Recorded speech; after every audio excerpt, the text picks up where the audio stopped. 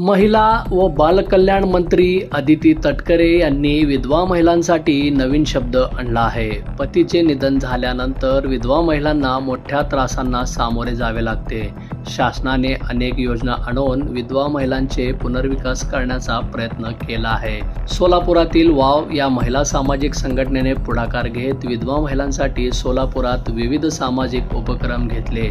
विधवा महिलांसाठी असाच एक सामाजिक उपक्रम घेत या सामाजिक संघटनेने शासनाकडे विधवा महिलांना विधवा म्हणू नका, त्यांचा अपमान होतोय, त्यांना दुसरा शब्द द्या अशी मागणी केली होती.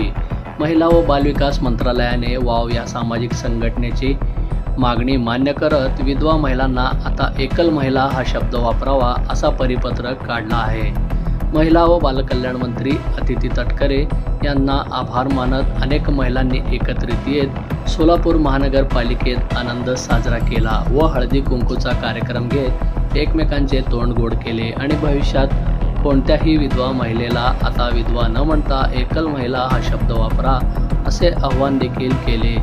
यावेळी आबेदा नीलमेगम यांचाही खास सत्कार केला. आबेदा नीलमेगम यांनी पतीच्या निधनानंतर आपल्या 2 मुलांना उच्च शिक्षण देत चांगल्या पदावर नेले आहे. एकल महिलांच्या या कार्यक्रमात सायरा शेख, लता ढेरे, मार्था आसादे, शोभा गायकवाड, शबाना मुलानी, मोनिका सरकार, शशिकला कसपटे, शारदा मसुती, पुष्पा हलकोड, स्वाती मुकनार, लक्ष्मी माने, कांचन चौगुले, मदीना पटेल आदी महिला उपस्थित होत्या.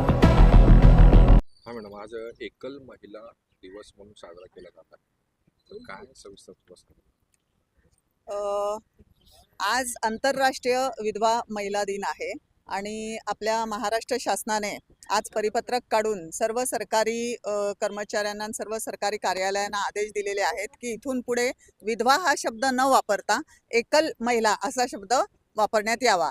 आणि आम्ही या निर्णयाचे स्वागत करत आहोत. सरकारचे आणि माननीय महिला बालकल्याण मंत्री अदितीताई तटकरे यांचं पण आम्ही स्वागत करत आहोत. त्यांनी लिहिलेलं आहे परिपत्रकात की महात्मा ज्योतिबा फुले यांचा फोटोला हार घालावा, पण आम्ही सगळ्या सावित्रीच्या लेकी आहोत म्हणून आज आम्ही सावित्रीबाईंच्या फोटोला पण हार घातला महात्मा फुलेंसोबत.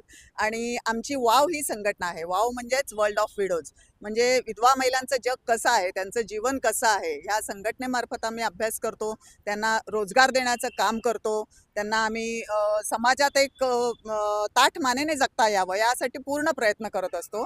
आणि आम्ही 2 वर्षापासून शासनाकडे मागणी करत आहोत की विधवा हा वर्ड जो आहे तो थोडासा त्यांच्या वैधव्याला खुपणारा वर्ड आहे आणि त्याच्यासाठी त्यांना सन्मानाने जगता यावं म्हणून ॲक्च्युली आम्ही स्वयंसिद्धा हा वर्ड द्यावा म्हणून आम्ही मागणी केलेली होती.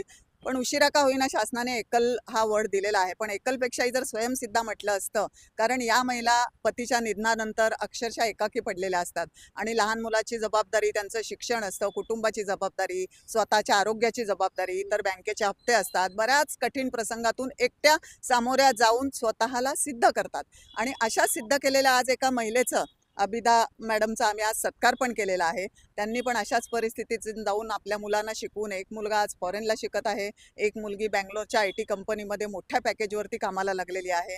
तर अशा महिलांना प्रोत्साहन देणं हे वाव संघटनेचं काम आहे. सगळ्यात सगळ्यात महत्त्वाचं म्हणजे नवरा गेल्यानंतर तिचा हळद कुंकूचा हक्क जो आहे तो हिरावला जातो समाजाकडून. आणि आजपासून शासन जेव्हा 2 पावलं पुढं आलेलं आहे की एकल शब्द लावायला शासनाने सुरुवात केली, तर वाव संघटना आजपासून 4 पावलं पुढं आलेली आहे. आणि आम्ही सगळ्या महिलांना आज हळद कुंकू, सगळ्या विधवा महिलांना आजपासून आम्ही हळद कुंकू लावण्यासाठी हळद कुंकूचा कार्यक्रम पण इथे केलेला आहे. त्यांना सन्मानाने आम्ही कुंकू लावलेला आहे. आणि मागे थोडंसं आम्हाला माननीय संभाजी भिडे गुरुजी जे बोललेले होते की विधवा महिलांनी कुंकू लावू नये, तर त्या ह्याच्यावरती सुद्धा आम्हाला थोडंसं वाईट वाटलेलं होतं.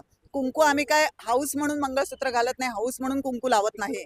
तर प्रत्येक महिलेला वाटतं की आपला महिला सपोर्ट, आपला नवरा गेलेला नाही आहे, सपोर्टसाठी आपल्या सोबत आहे. आणि आत्ता त्या मॅडमनी पण सांगितलं की समाज आहे ना खूप वाईट आहे. समाज विधवा महिलांकडे नकारात्मक दृष्टिकोनातून बघतो, अतिशय वाईट नजरेने बघतो. या वाईट नजरेपासून आमचं संरक्षण व्हावं म्हणून आमच्या विधवा महिला आजपासून कुंकू लावण्यास सुरुवात करणार आहोत. आणि मला संभाजी भिडे गुरुजींना एवढंच ह्याच्याद्वारे आपल्याद्वारे नम्र विनंती आहे की त्यांनी यावर कृपया आक्षेप घेऊ नये, तर महिलांची याच्यामागची भावना समजून घ्यावी. विधवा पुनर्विवाह म्हणून एक संकल्पना आहे, त्यासाठी तुम्ही काय केलं? आम्ही निश्चित ह्याच्यासाठी पुढे काम करणारच आहोत.